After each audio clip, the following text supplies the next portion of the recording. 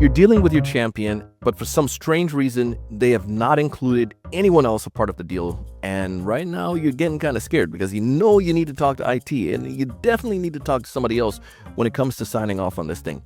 What do you do? Well, I'm going to give you some ideas in this episode. Check it out. Hey, everyone. Welcome to another great episode of the Sales Evangelist Podcast. I'm your host, Donald C. Kelly, the Sales Evangelist, and I'm so excited for another great episode. I'm so excited to be here with you today. On this episode, we're going to talk about how do we include other people part of the deals when our champions seem to be reluctant to bring them in. Well, if this is your first time listening to our podcast, please do two things. One, subscribe to this episode, and two, please come back for more because we'll keep dropping gems like this and we'll notify you every single time we drop a new piece of content. Now, if there's someone you know who needs help with their sales and they're not listening to this podcast, please drop them a link so they can come here and check us out and hang out with us when we do these episodes. Today, I'm going to tackle this one because it's one that comes up. I've experienced this, and I know you've experienced it. The simple situation is this. You're dealing with a champion. You probably have built a relationship, connected with this person. You've been chasing them for months. You finally got them to be on a call, and there's some interest there. But seems to be some reluctance to include others as part of the deal. And you know, every deal that you've closed, you've included IT, you've included a champion, someone who's over the department, and perhaps you've included an economic buyer, maybe someone from the finance department or the CFO themselves. But right now, your champion is reluctant to bring other people in. What do you do? Now, we've talked about this in past episodes, so I'm going to bring back a concept that I've learned. And again, I get where you are right now. You need answers to this piece. And I want to tell you what you can do to prevent it going forward in the future. And then I'm going to come back and answer the question. Fair? So the thing that I'm a big believer in is multi-threading.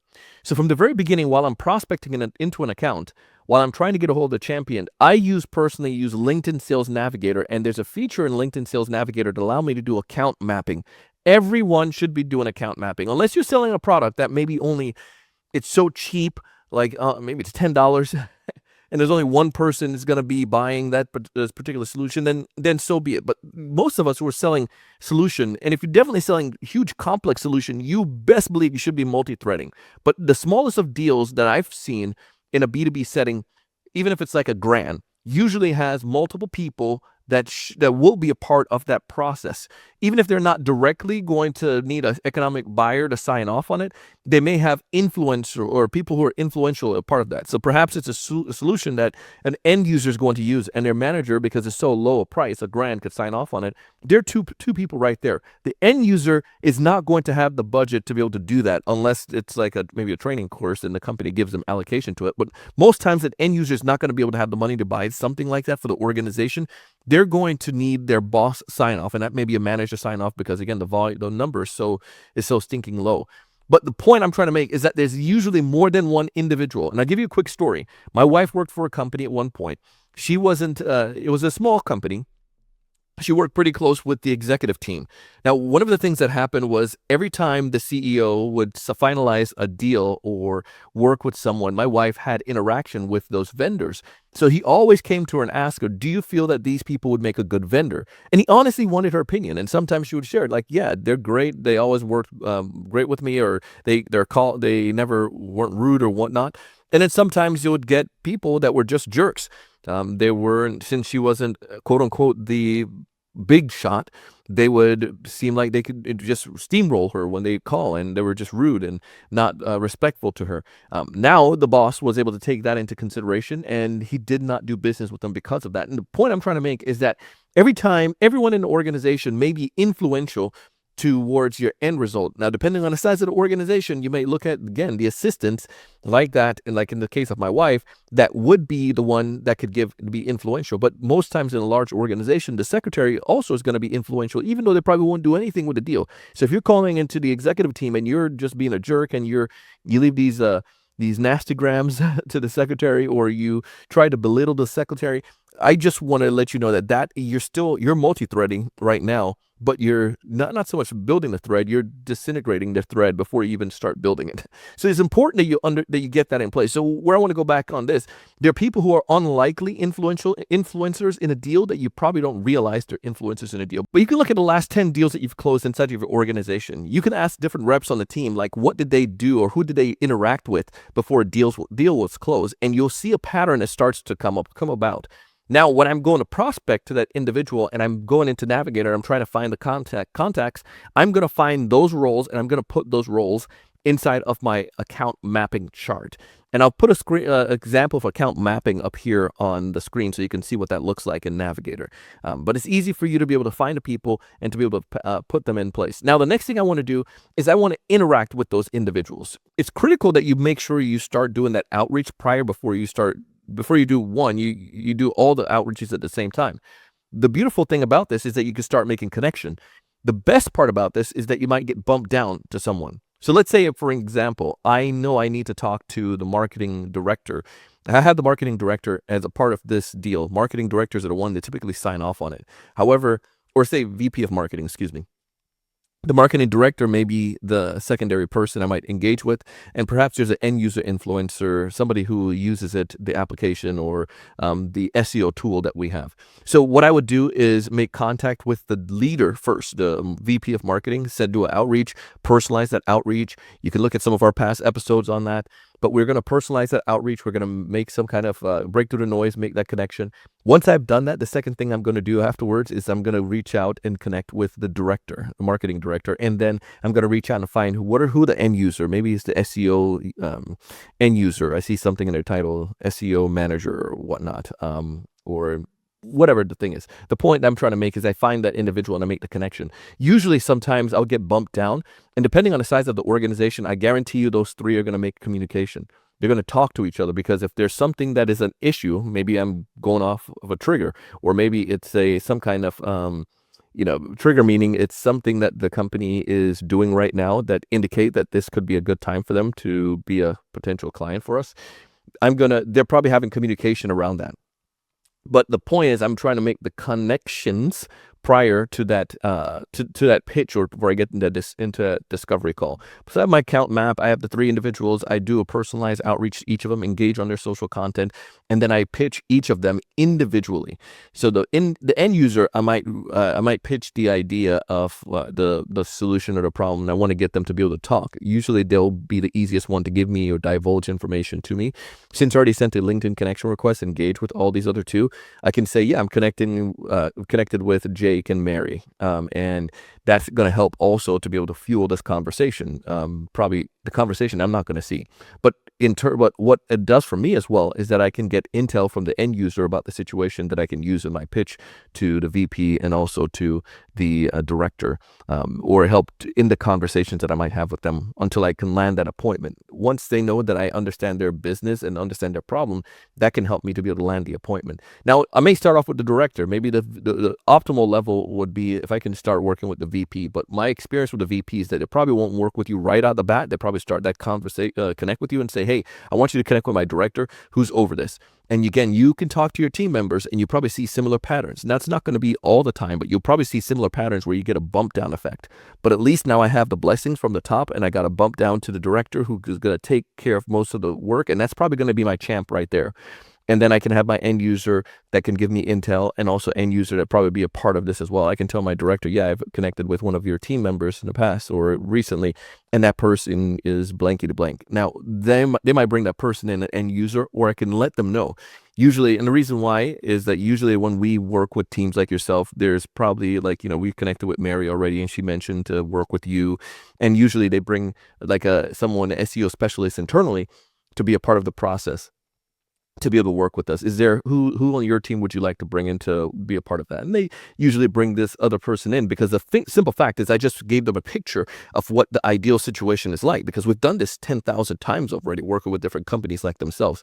But give them the reason why you want to work with that individual. And then the same thing when it comes to the director, the VP. The VP usually may come in later on, and maybe they have certain number. And this is important to understand this as well. With an executive that we had on the show a while back, one of the things she mentioned is that sometimes her team, they have power to spend up to X amount of dollars, right? So she gives them that authority to make that decision. And sometimes over a certain threshold, it might include your VP or higher, or maybe the board at that level, depending if it's an enterprise level deal, of course. Now, the important piece that I want you to understand is that you need to get that detail. So when you're dealing with a champion, you can ask them. Usually when I work with a company like yourself, there's a range of where a deal size is before they can before they have to make it go to committee and so forth. Based on your company's size and what you've learned so far, what are your thresholds where you might need to have this go to a large committee or even up to Mary for approval? Now, maybe they don't even know what that number is, but at least you started a conversation, and that can be an assignment that is given to them just so you can help them to best move this deal faster and forward. But that is not too difficult to ask, especially when you've built enough relationship. You've worked with this individual enough. They're your champion, for goodness sake. They want a deal to close as much as possible. Another thing that you can do is that you can also help them to make sure that they win. So if I know that this is going to be a gold star for Jake, my champion here, while we're going through this process, I can say, Jake, and I know you want to make sure this lands properly. And in order to make this successful in our experience, one, we need to make sure we have the end user involved, somebody that's going to use this on a day-to-day level. Number two, we need someone like yourself who is going to oversee a team that's going to use it and also champion this project. And then three, we see that we also need to have technical support involved. And there's usually someone on the executive team, I'm sure that's going to be Mary in this case, that would be give some kind of blessing throughout the process. At one point, all of us will need to be together. Usually that's when we demonstrate the solution so that everyone can understand how it would work and what are some of the technical requirements. Is that what you've seen in your situation working with projects like this before? They may say yes, or they may not have said, don't say anything. And they may say, well, I've never done a project like this. We can say, okay, well, at the right stages, I can show you these are what, and you could show them, like, this is who we'll need on a technical call. We want to get in the demonstration or a technical demonstration, depending on the solution size. We'll want to get your technical team and someone from your technical team, and you can find out who that be. Now, if you've done your homework, you can see maybe it's the IT director is going to be Marvin or is Jermaine. So you figure out which one and say, is it Marvin or Jermaine that would be more likely to be a part of this? Great. And obviously Mary, more than likely. Fantastic. So what we can do is send an email and let them know and include them, or you can reach out to them and include them, that we'll need them to be a part of the next meeting. When you use a mutual action plan as well, this is also helpful because you can map this out and let them know who needs to be involved at what stage of that process. It works fantastic. Now, let's come back to so that's what I would do. First, I would make sure I can do the multi-threading and use my account mapping. And then two, I would include them in my dialogue and then let my champion know this is the process if they've never done this before, or even if they've done it before, let them understand our process. When it comes to the end, now to where we are, where the question originated that, they're not including these people part of the deal. What should I do at that point? Here's what I would do at that point. I would probably do something similar.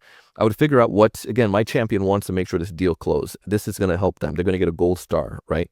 So I'm going to try to make them win and look good as possible, look well as much as possible, and say, Jake, and well, if they're definitely not trying to include them, there's two reasons I found because of that. One, they are not taking this serious. They are like it. I found it's just, it's not serious to them. It's not a big deal. It's not important. It's not a priority right now. It's not going to happen. They're stalling. For whatever reason it could be. Maybe they're flirting with another company. There's something else that's holding them back from doing this. Maybe they're not even getting support from the champion. Maybe they don't know how to approach the champion. There's so many different reasons. But then number two, the reason is they're probably just super busy right now. And the champion is not ready to bring the champion in for some reason. So I'm going to find that out. So usually what I find is if you're open enough, especially with your champion, they will be open with you as well.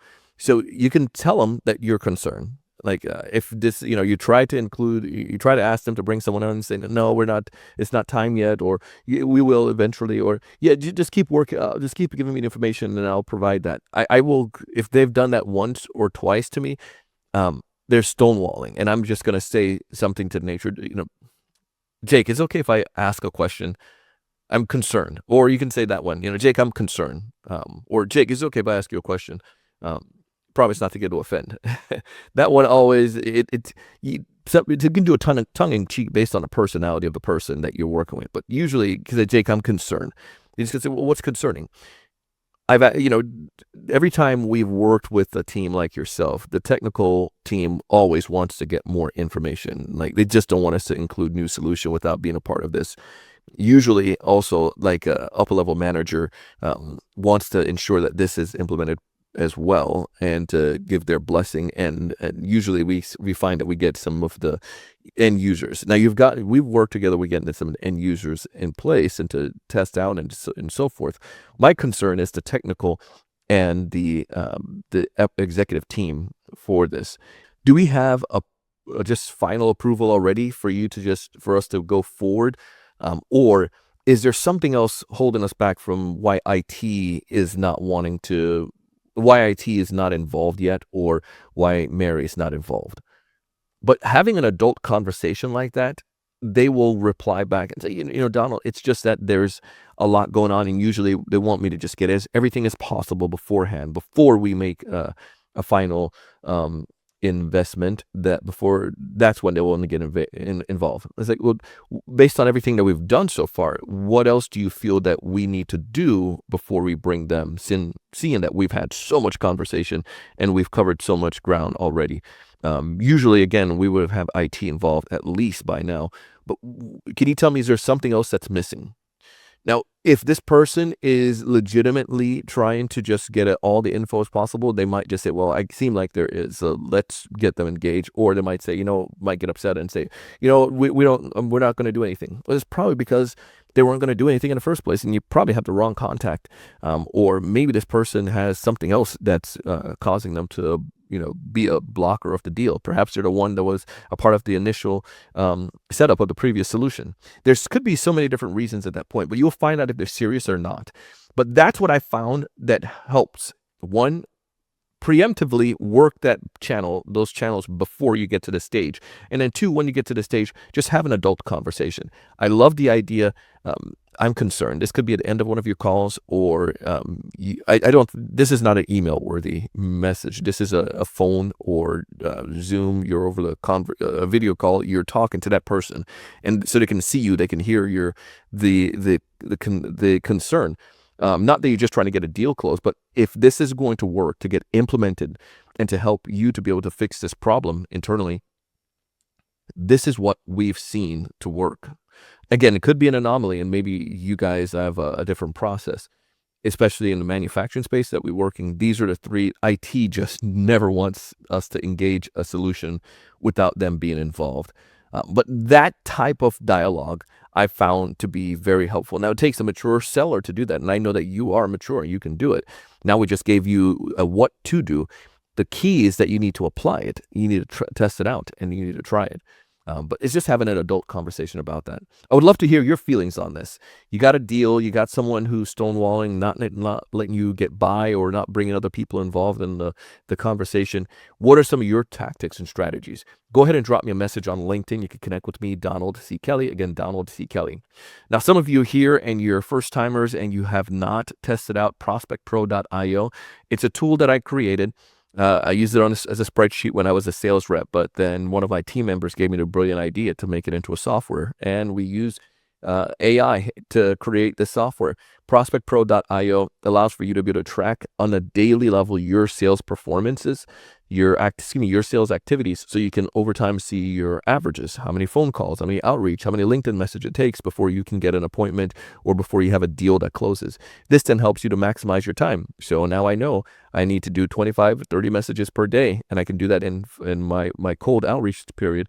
It's just going to take me 30 to 40 minutes. Now I have that time blocked off, and I know if I do that activity on a daily basis, by the end of the week, I'll get the 3 appointments needed. If you want to find out more information about it, you can go to ProspectPro.io and sign up for totally free. It's a free tool that I create for myself and our team, and I'm gifting it to you as well. ProspectPro.io, linked in the comments, in the show notes, ProspectPro.io. I hope you find success with this. I hope you multi-thread and able to get this deal progressed further, and I hope you win. All in all, I do this because I want you to thrive. I want you to succeed. I want you to raise your level of thinking. I want you to go out and do big things. See you on the next one.